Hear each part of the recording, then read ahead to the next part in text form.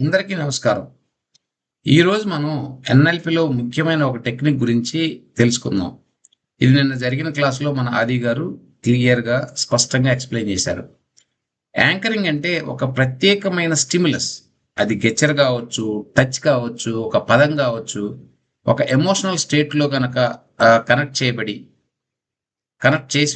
చేసుకోవడం. ఆ తర్వాత అది స్టిమ్యులస్‌ను వాడితే ఆటోమేటిక్‌గా ఎమోషనల్ స్టేట్‌లోకి మనం మారతాము. యాక్టివేట్ అవుతుంది.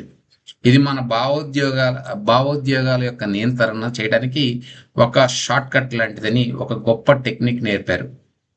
యాంకరింగ్ 5 స్టెప్స్‌లో ఉంటుంది. స్టెప్ నంబర్ 1 ముందుగా మనం ఏ ఎమోషనల్ కావాలో నిర్ణయించుకోవడం. ఉదాహరణకి కాన్ఫిడెన్స్ కావచ్చు, ఆహ్, కామ్‌నెస్ కావచ్చు, మోటివేషన్ కావచ్చు. ఏదో ఒకదాన్ని ఎన్నుకోవాలి. స్టెప్ నంబర్ స్టెప్ నంబర్ 2 అదేంటంటే రీకాల్ పవర్‌ఫుల్ ఎక్స్‌పీరియన్స్. మన జీవితంలో ఉన్న స్టేట్ బలంగా అనుభవించిన ఒక సందర్భాన్ని గుర్తు తెచ్చుకొని, దాన్ని విజువలైజ్ చేసుకొని, వివిడ్‌గా బాగా యాంప్లిఫై చేసి చూసుకోవడం. తర్వాత స్టెప్ నంబర్ 3. ఈ స్టెప్ నంబర్ 3లో ఏంటంటే ఇంటెన్సిఫై ద స్టేట్. ఈ స్టేట్‌ని చాలా పెద్దగా చేయటం. ఆ భావాన్ని పీక్ వరకు తీసుకెళ్ళాలి. ఎమోషన్ ఫీల్ అవ్వాలి. ఎనర్జీ యాంప్లిఫై చేయండి. Step number 4. ఈ స్టెప్ నంబర్ 4 ఏంటంటే ఆ సమయంలో ఒక యూనిక్ యాక్షన్ చేయాలి. మన ఎక్స్‌పీరియన్స్ పీక్‌లో ఉన్నప్పుడు ఒక యూనిక్ యాక్షన్ చేయాలి.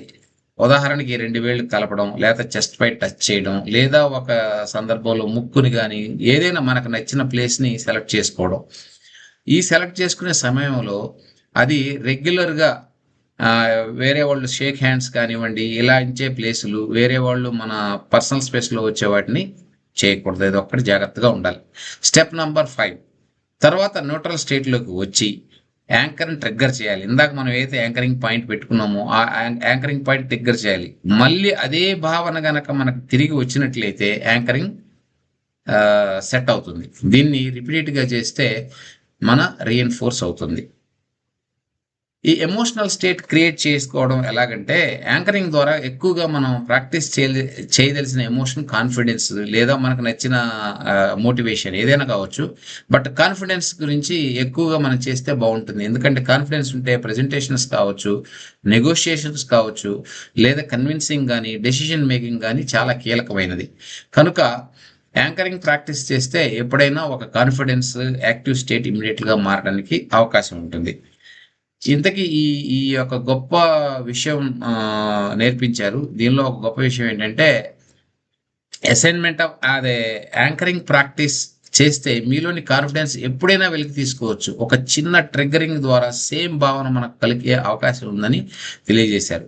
Thank you very much sir ఆది గారు. Thank you so much.